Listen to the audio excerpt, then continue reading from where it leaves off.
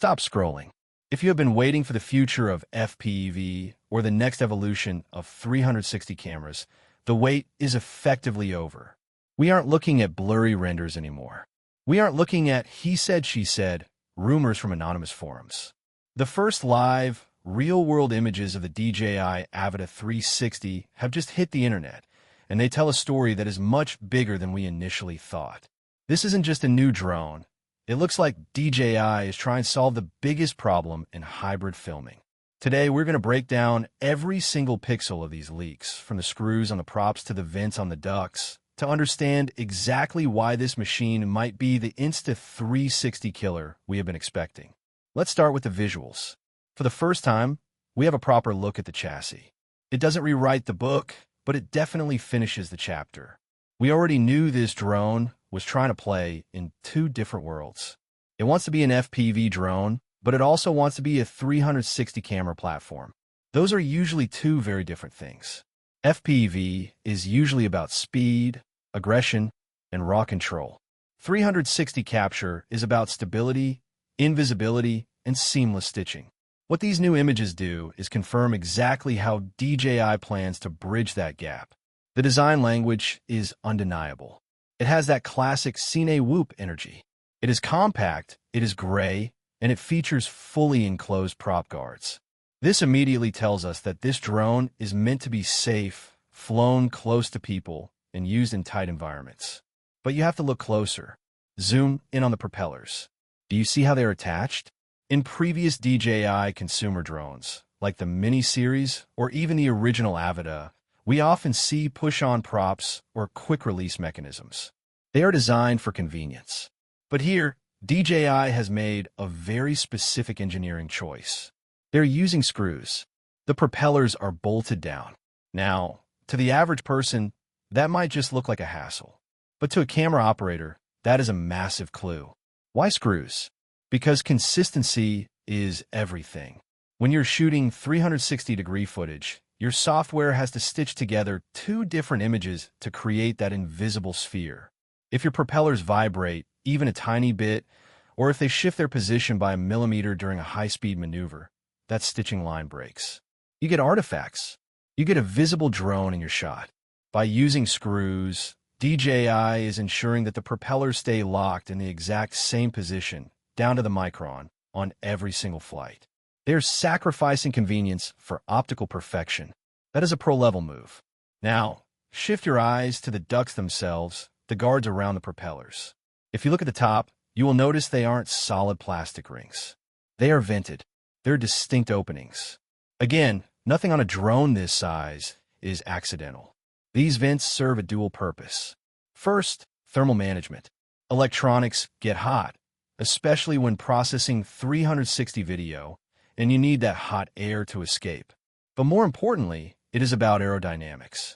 When you have a fully enclosed duct, you can create a vacuum effect, or turbulence, as air rushes in. That turbulence causes micro-jitters. In a normal drone, you might not notice it. But in a 360 drone, micro-jitters ruin the footage. Vented ducts allow the air to flow more smoothly. It cuts down on that subtle turbulence. This tells us that the engineers prioritize stable, clean air over raw lift or speed. They are building a tripod in the sky, not a racing drone. This brings us to the flight philosophy. When you combine those screwed-on props with those vented, smoothed-out ducts, the message is loud and clear. This drone is not chasing aggressive FPV behavior. It isn't built to do power loops or snap rolls that make you throw up. It is chasing stability. It is chasing predictability. The goal here is cleaner footage. While the name Avata implies FPV excitement, the engineering suggests that FPV is just an option here, not the core identity. It feels like the machine is designed to be a flying camera first and an FPV drone second. But the most exciting part of this leak is in the frame. It is the controller and what that controller tells us about the camera. In a leaked image, we see a controller that looks very familiar. It closely resembles the recent DJI RC lineup, likely the RC2. But look at the screen. What do you see? You don't see a weird, stretched-out Panora. Mike Sphere. You don't see a reframed 360 view. You see a standard, flat, straightforward camera feed. This is the smoking gun for the feature we have all been praying for, a true single lens mode. Here is the theory, and the images back it up perfectly. The camera setup has two lenses. One faces up and one faces down. That is standard for 360 capture. But unlike the Insta360 Sphere or the generic invisible drones we have seen before, these lenses aren't stuck in stone. The entire camera module appears to be mounted on a rotating axis. It looks like it can rotate about 90 degrees. This is a massive distinction. Think about the competition. If you look at something like the anti-gravity A1, the lenses are fixed. You are shooting 360 video, or you are shooting nothing. If you want a traditional 16:9 shot, you have to go into your computer later, process the footage, and reframe it. It is a workflow nightmare for some people. But with the Avata 360, it looks like you get the choice while you are still in the air. Imagine this. You launch the drone. You're flying through a tight gap, so you switch to single lens mode. One of those lenses physically swings forward to become a main camera. You get a live, high-quality feed on your controller, just like a Mavic or a Mini. You fly it like a normal drone. Then, you get into an open space and you want that tiny planet effect.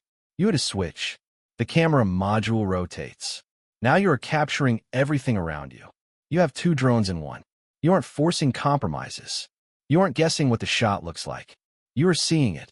This hybrid approach is what separates a toy from a tool. It validates the idea that DJI isn't just throwing a 360 camera on an Avata. They're engineering a completely new way to capture content. The leaks also give us a peek into the power system. One of the images quietly shows a charging hub.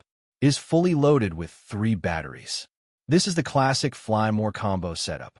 This lines up perfectly with the earlier chatter we heard about multiple kits being available on day one. It confirms that this isn't just a prototype. It's a consumer-ready product with a full ecosystem behind it. Regarding the price, the leaks coming out of China are positioning this very aggressively. In the Chinese market, the numbers look surprisingly affordable by DJI standards.